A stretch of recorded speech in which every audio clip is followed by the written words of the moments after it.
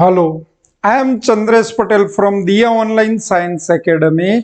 आज हम class 12 chemistry coordination compounds chapter में आइसोमेरिज्म ऑफ कोऑर्डिनेशन कंपाउंड्स का डिस्कशन करेंगे। आइसोमेरिज्म आप जानते हो, ऑर्गेनिक केमिस्ट्री क्लास 11, वही बात यहाँ पे आ रही है। और हम आज जो बात करने जा रहे हैं वो बात आएगी कोऑर्डिनेशन कंपाउंड्स के लिए। तो आइसोमेरिज्म की डेफिनेशन मोस्टली सेम होगी, आप जानते हो, मॉलिक्यूलर फॉर्मूला सेम हो पर कंपाउंड्स के फिजिकल एंड केमिकल प्रॉपर्टीज अलग हो, तो ऐसे कंपाउंड्स को एक दूसरे के आइसोमर्स बोला जाता है और ये फिनोमिनन को आइसोमेरिज्म बोला जाता है। इतना आप जानते हो। फिर से एग्जांपल भी ला रहे हैं, आपके सामने एक एग्जांपल है, देख सकते हो। आप समझ लो कि ये कोई मॉलिक्यूलर फॉर्मूला है, कॉम्प्लेक्स के लिए कुछ ऐसे लिखा जाएगा।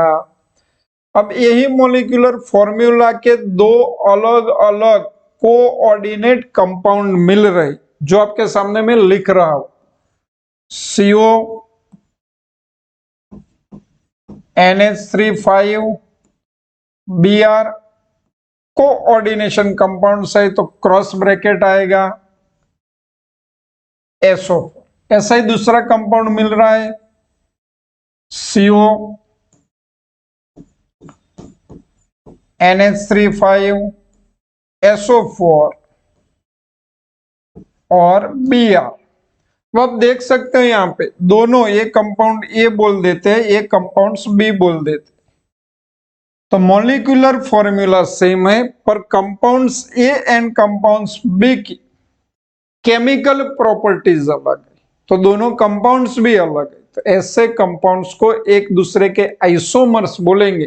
कंपाउंड ए कंपाउंड बी का आइसोमर्स है, कंपाउंड बी कंपाउंड ए का आइसोमर्स है, और ये जो फिनोमिनन है उसको आइसोमेरिज्म बोला जाएगा।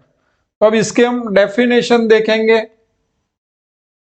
आइसोमेरिज्म, चलो डेफिनेशन आप पढ़ सकते हो, पढ़ते जाओ। Isomerism is the phenomenon in which the compounds have same molecular formula but will have different physical and chemical properties। एक और बात, आयोनिक कंपाउंड्स आप जानते हो, आयोनिक कंपाउंड्स में कौन से बॉन्ड्स होते हैं? आयोनिक बॉन्ड होते हैं। आयोनिक बॉन्ड डायरेक्शनली नहीं होते, इसीलिए आयोनिक कंपाउंड्स में आइसोमेरिज्म पॉसिबल नहीं है। कोवेलेंट कंपाउंड, कोवेलेंट बॉन्ड होता है और कोवेलेंट बॉन्ड डायरेक्शनली होता है, ऐसे ही कोऑर्डिनेट बॉन्ड भी डायरेक्शनली होता है। तो जिस कंपाउंड्स में कोवेलेंट बॉन्ड है, ऐसे कंपाउंड्स में आइसोमेरिज्म पॉसिबल है। तो स्टेटमेंट दो देख लेते हैं। Ionic bonds are non directional, so ionic compounds do not exhibit isomerism. Coordinate bonds are directional, so coordination compounds exhibit isomerism।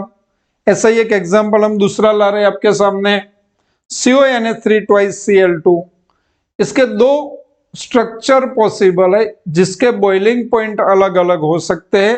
इसका डिटेल में हम डिस्कशन करेंगे इसके बाद।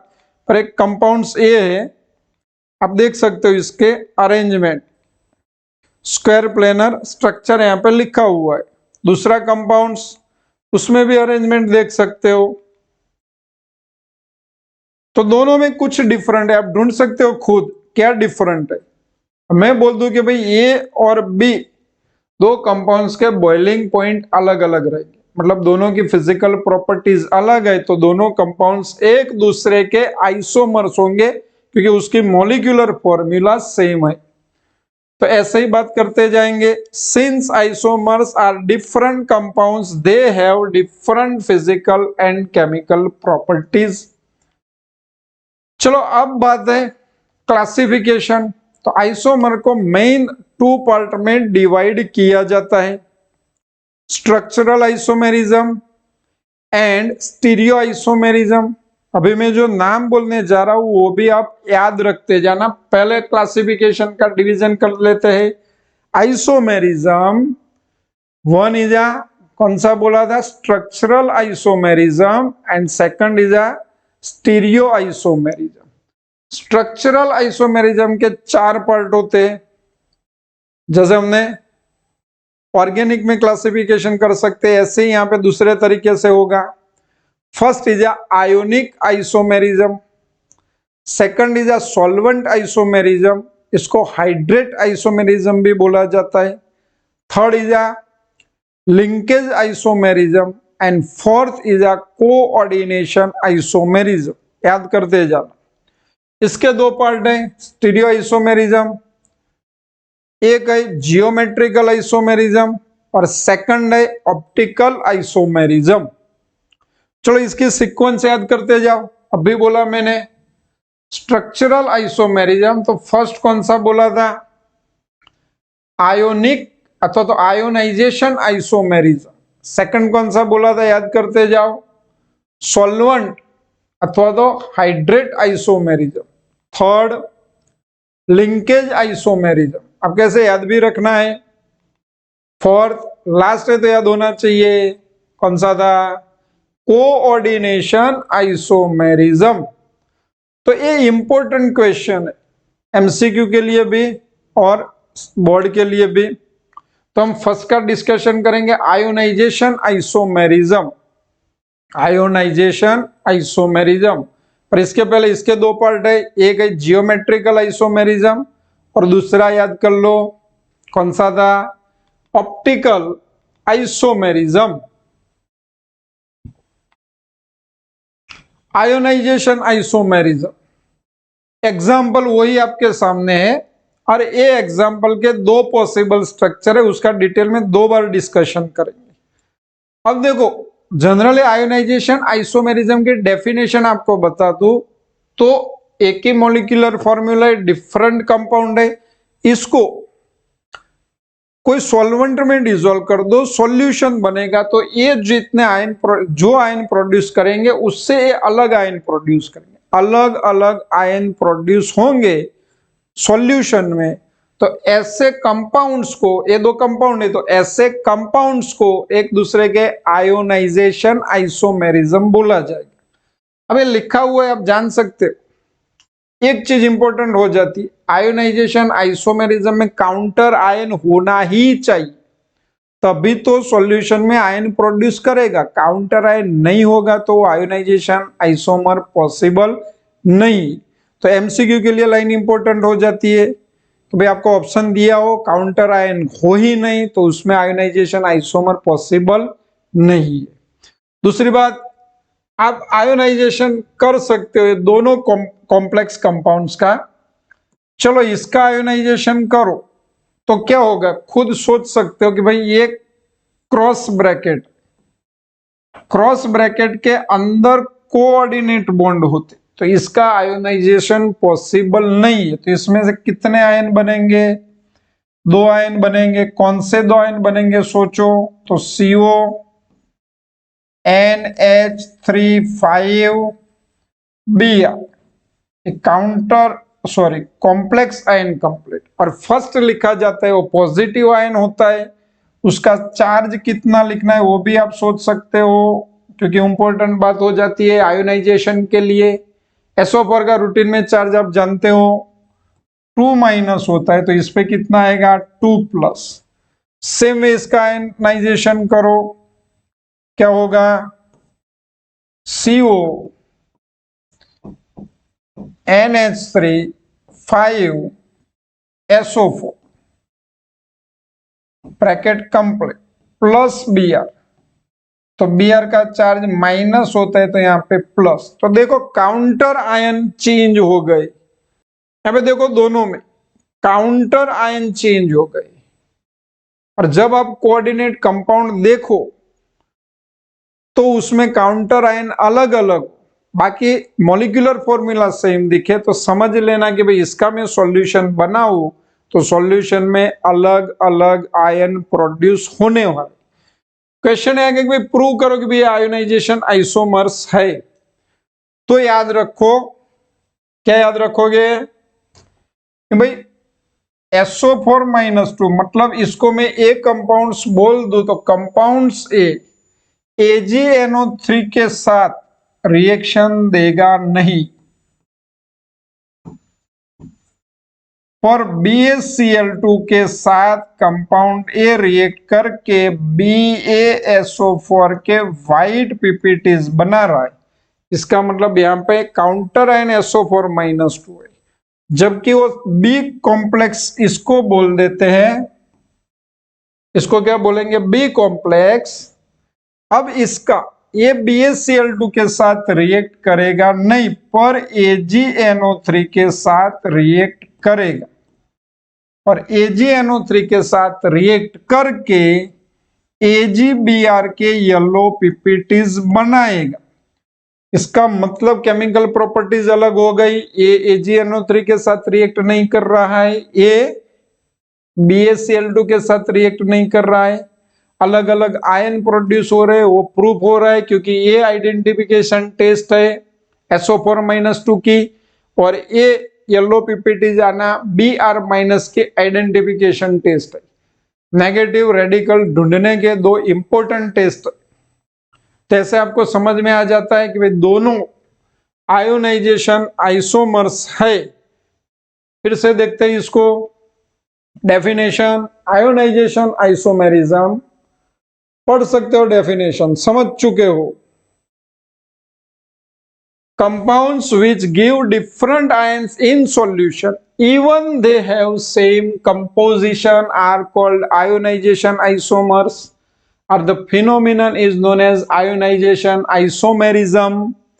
चलो वही एग्जांपल, अब इसके दो पॉसिबल कंपाउंड्स हैं, सॉल्यूशन में डिसॉल्व कर देते कंपाउंड ए को और कंपाउंड बी को अलग अलग से। कंपाउंड ए में दो आयन प्रोड्यूस होंगे जो आप समझ चुके हो, कंपाउंड बी में भी दो अलग आयन प्रोड्यूस होंगे, इसीलिए ये दोनों कंपाउंड्स ए एंड बी एक दूसरे के आयोनाइजेशन आइसोमर्स है। केमिकल टेस्ट किसके साथ देगा, BaCl2 के साथ क्या बनेगा, और पीपीटीज के कलर क्या होंगे याद कर लो, बनेगा क्या, BaSO4 किस कलर का होगा, व्हाइट पीपीटीज होंगे। ए किसके साथ टेस्ट देगा, अभी डिस्कस कर लिया, याद कर लो, AgNO3 के साथ पीपीटीज बनाएगा। कलर भी याद कर लो, इंपॉर्टेंट है, इसका कलर एमसीक्यू में पूछ सकते हैं। AgBr कौन से कलर होगा, पल येलो पीपीटीज होंगे। तो ये आपके लिए क्वेश्चन भी हो गए, इंडेक्स का क्वेश्चन है, इसका आपको फॉर्मूला मिल गया, इसका भी आपको फॉर्मूला मिल गया। ऐसे ही दूसरा एग्जांपल भी है, तो एग्जाम्पल बी में ए और ये दूसरा एक दूसरे के आयोनाइजेशन आइसोमर से। क्वेश्चन कुछ ऐसे आ सकता है, give evidence that complex and complex are ionization isomers. तो आपको ये पूरी स्टोरी लिखनी होगी। तो ये आयोनाइजेशन आइसोमर्स के बारे में डिटेल में बात हो गई, और थोड़ा डिटेल में आयोनाइजेशन आइसोमर्स के बारे में डिस्कस कर लेते हैं। चलो, आपके पास एक कॉम्प्लेक्स है, तो इसमें एक चीज याद रखो कि भाई ये काउंटर आयन, पर काउंटर आयन की कैपेसिटी लिगेंड बनने की होनी चाहिए। तो ये क्या करेगा, इसके साथ अटैच होकर लिगेंड बना देगा, और अंदर जिसकी कैपेसिटी काउंटर आयन बनने की है वो बाहर आ जाएगा, और काउंटर आयन लिगेंड और लिगेंड काउंटर आयन के फॉर्म में एक्सचेंज हो गए, तब ऐसे कंपाउंड्स अलग अलग आयन प्रोड्यूस करेंगे। स्टेटमेंट देखते हैं, the form of ionization isomerism arise when the counter ion in a complex salt is itself a potential ligand and can displace a ligand which can then become the counter ion। तो ये possibility है, देखो इसमें ये हो गया counter ion, इसकी capacity ligand बनने की है, तो दूसरे में वो लिगेंड हो गया, लिगेंड है वो दूसरे में काउंटर आयन हो गया। तो ऐसे आयोनाइजेशन आइसोमेरिज्म के लिए इंपॉर्टेंट हिंट है ये, जिसे आप ढूंढ सकते हो कि आयोनाइजेशन आइसोमर्स है कि नहीं है। चलो सेकंड पॉइंट, सॉल्वेंट आइसोमेरिज्म। चलो एक एग्जांपल आ रहा है आपके सामने और इसकी लाक्षणिकता देखो, कैरेक्टर्स देखो। सपोज मैंने सॉल्वेंट आइसोमेरिज्म है तो आपको कोई ना कोई सॉल्वेंट लेना पड़ेगा। यहां पे वाटर लेंगे तो जब सॉल्वेंट वाटर होगा तो इसको हाइड्रेट आइसोमेरिज्म बोलेंगे। सॉल्वेंट कौन सा लेंगे? वाटर लेंगे तो इसको क्या बोलेंगे? हाइड्रेट आइसोमेरिज्म बोलेंगे, याद रखना। सॉल्वेंट वाटर लेंगे तो इसको क्या बोलेंगे? हाइड्रेट आइसोमेरिज्म बोलेंगे। अब ये पूरा आप डिटेल में देखो, एक काउंट क्रॉस है, क्रॉस ब्रैकेट। अब एक बात इसमें फिक्स होनी चाहिए कि जो भी सॉल्वेंट है वो मॉलिक्यूल्स एज अ लिगेंड होना चाहिए। तो इसका दूसरा फॉर्म मुझे ऐसा मिल सकता है, एक कंपाउंड से तो दूसरा CO NH3 4Cl2 bracket complete Cl into H2। तो दूसरे कंपाउंड में H2 क्रिस्टलाइजेशन के लिए यूज होगा। पहले कंपाउंड में H2 क्या है? लिगेंड है। पर इसका दूसरा कोई एक कॉम्प्लेक्स होगा जिसकी मॉलिक्यूलर फॉर्मूला सेम होगी, पर वो वाटर मॉलिक्यूल्स जो सॉल्वेंट का भी मॉलिक्यूल्स है वो दूसरे कंपाउंड्स में एज अ क्रिस्टलाइजेशन के लिए यूज होगा। तो लिगेंड हो भी सकता है दूसरे में और क्रिस्टलाइजेशन के लिए यूज हो तो इसको सॉल्वेंट आइसोमेरिज्म बोला जाएगा। देखते हैं सॉल्वेंट आइसोमेरिज्म, पढ़ लो। Hydrate isomers have the same molecular formula but differ in the number of molecules of H2 inside and outside the coordination sphere। तो हम देखते हैं the form of isomerism is known as hydrate isomerism in case when water is involved as a solvent। In short water molecules ligand और crystallisation दोनों में use हो तो आपको समझ लेना कि भाई ये सॉल्वेंट आइसोमेरिज्म है और उसी को ही हाइड्रेट आइसोमेरिज्म बोला जाएगा। एक ही एग्जांपल है, दूसरा इसका आएगा आइसोमर्स। देखो इसमें अभी हमने लिखा था यहां पे वाटर मॉलिक्यूल्स लिगेंड है और यहां पे वाटर मॉलिक्यूल्स लिगेंड नहीं है, वो बाहर आ गया। किसके लिए यूज हो गया? क्रिस्टलाइजेशन के लिए यूज हो गया। तो इंपॉर्टेंट स्टेटमेंट टेक्स्ट बुक का ये, solvent isomers differ by whether और not a solvent molecules is directly bounded to the metal ion or merely present as free solvent molecules in the crystal lattice। इसमें free solvent molecules है तो crystal lattice का part है और इसमें water molecules ligand का part है, तो इसीलिए दोनों सॉल्वेंट आइसोमेरिज्म है। दूसरा एग्जांपल देखो, अब आप समझ चुके हो सॉल्वेंट आइसोमर्स ढूंढना हो तो क्या करोगे? तो कॉम्प्लेक्स कंपाउंड में वाटर मॉलिक्यूल्स होने चाहिए, एक में इसमें है। अब वाटर मॉलिक्यूल्स चेंज होने चाहिए, कोई ना कोई वाटर मॉलिक्यूल्स क्रिस्टलाइजेशन के लिए यूज हो तो डॉट करके कॉम्प्लेक्स के बाहर लिखा जाएगा ऐसे। इसमें 6 थे, ये 5 हो गए, Cl अंदर आ गया, ये डॉट करके बाहर आ गया, तो क्रिस्टलाइजेशन में यूज हुआ। इसमें अभी भी चेंज हो सकता है फॉर Cl2, मॉलिक्यूलर फॉर्मूला सभी में सेम है, पर इसमें क्रिस्टलाइजेशन में एक वाटर मॉलिक्यूल्स यूज हो रहा है, इसमें 2 मॉलिक्यूल्स यूज हो रहा है, उसमें एक भी वाटर मॉलिक्यूल्स यूज नहीं हो रहा है। तो ऐसे कॉम्प्लेक्स कंपाउंड्स जिसके मॉलिक्यूलर फॉर्मूला सेम है तो इसको सॉल्वेंट आइसोमर्स अथवा तो हाइड्रेट आइसोमर्स बोलेंगे। उसकी फिजिकल प्रॉपर्टीज अलग है, टेक्स्ट बुक में दिया हुआ है तो कलर भी आपको याद रखना पड़ेगा। First violet, second grey, green और last is a green colour. Colour भी इंपॉर्टेंट है तो आपको याद रखने पड़ेंगे। Statement, in this anions are exchange with reference to H2O molecules.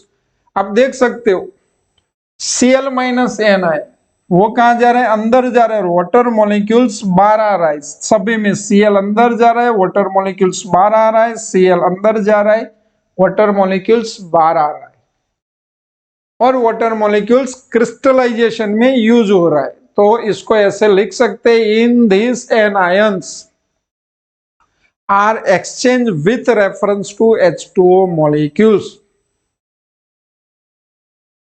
Linkage isomerism पढ़ चुके हो। एम्बिडेंटेड लिगेंड, कॉम्प्लेक्स कंपाउंड के मॉलिक्यूलर फॉर्मूला सेम हो पर कोई एक भी एम्बिडेंटेड लिगेंड हो, लिंकेज अलग अलग हो, तो दो कंपाउंड अलग हो जाते हैं, उसके फिजिकल प्रॉपर्टीज अलग होती है, और ऐसे दोनों कंपाउंड्स को एक दूसरे के लिंकेज आइसोमर्स बोला जाता है। देखो डेफिनेशन आप पढ़ सकते हो।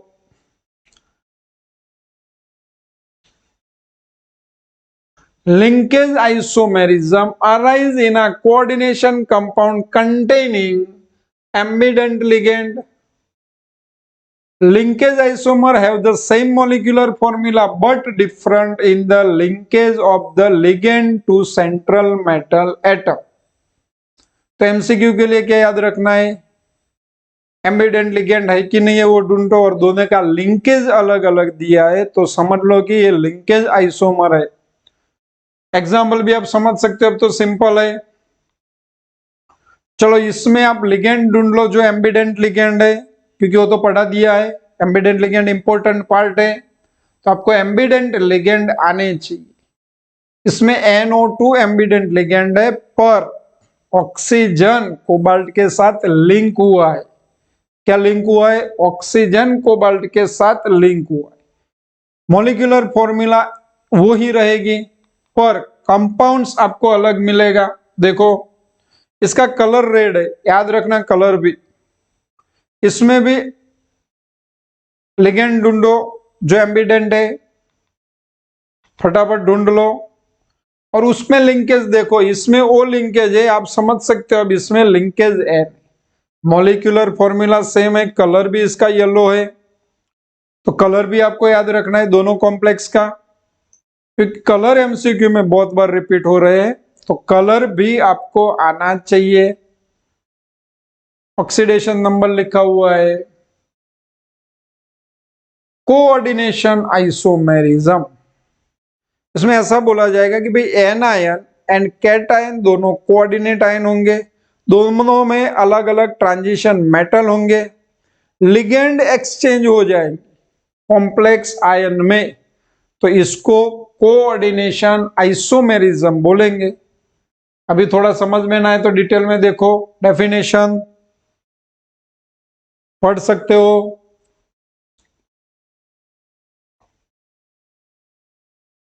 The isomerism which is caused by interchange of ligands between cationic and anionic entities, two complex ions of different metal ions present in complex is called coordination isomerism. Complex ions, ये देखो इसमें example में देखते, एक complex ion first लिखा हुआ है जो पॉजिटिव आयन है, दूसरा नेगेटिव आयन है, मेटल अलग अलग है, तो होगा क्या, CO और ANH3, सॉरी CO और ACr, लिगेंड चेंज हो गए। CO के साथ कौन सा लिगेंड आएगा, CN6, और Cr के साथ कौन सा आएगा, NH36। पर जब लिगेंड चेंज होते हैं तो कॉम्प्लेक्स का चार्ज भी चेंज हो जाता है, क्योंकि ये न्यूट्रल है और ये माइनस चार्ज लिगेंड है, तो इसको दूसरे में लिखा जाएगा, ये फर्स्ट लिखा जाएगा और ये इसके बाद लिखा जाएगा। देखते हैं इसको भी, पर ए कॉम्प्लेक्स में आप देख लो NH3 attach with CO3 plus and CN attach with Cr3 plus, देख सकते हो। दूसरा अभी बोला कि भाई ये मुझे सीआर वाला पहले लिखना पड़ेगा, लिगेंड चेंज हो गया, कोबाल्ट वाला बाद में लिखना पड़ेगा। तो रीजन है कि जब ये न्यूट्रल लिगेंड है तो ये पॉजिटिव चार्ज लिगेंड, सॉरी ये न्यूट्रल लिगेंड है तो कॉम्प्लेक्स पॉजिटिव चार्ज हो जाएगा, ये नेगेटिव लिगेंड है तो कॉम्प्लेक्स नेगेटिव चार्ज हो जाएगा। तो इसकी वजह से ऐसे लिखा जाएगा। देखो क्या चेंज हुआ, तो NH3 ligands are bound to Cr3 plus and the Cn minus ligand to CO3 plus। दूसरा एग्जांपल भी हो सकता है, आप देख सकते हो इसमें क्या होगा, तो Pt के साथ NH3 जाएगा और Cu के साथ Cl चला जाएगा, पर लिखा Pt पहले जाएगा, Cu बाद में लिखा जाएगा, PtNH3 एंड CuCl4, तो लिगेंड चेंज हो गए। चलो कुछ MCQs देखते हैं उसके ऊपर से आपको कितना समझ में आया। Which of the following shows coordination isomerism? Hint क्या है, कोऑर्डिनेशन आइसोमेरिज्म ढूंढना हो तो पॉजिटिव आयन भी कॉम्प्लेक्स आयन होना चाहिए, नेगेटिव आयन भी कॉम्प्लेक्स आयन होना ही चाहिए। देखो और ढूंढो खुद, ऑप्शन आपके सामने है।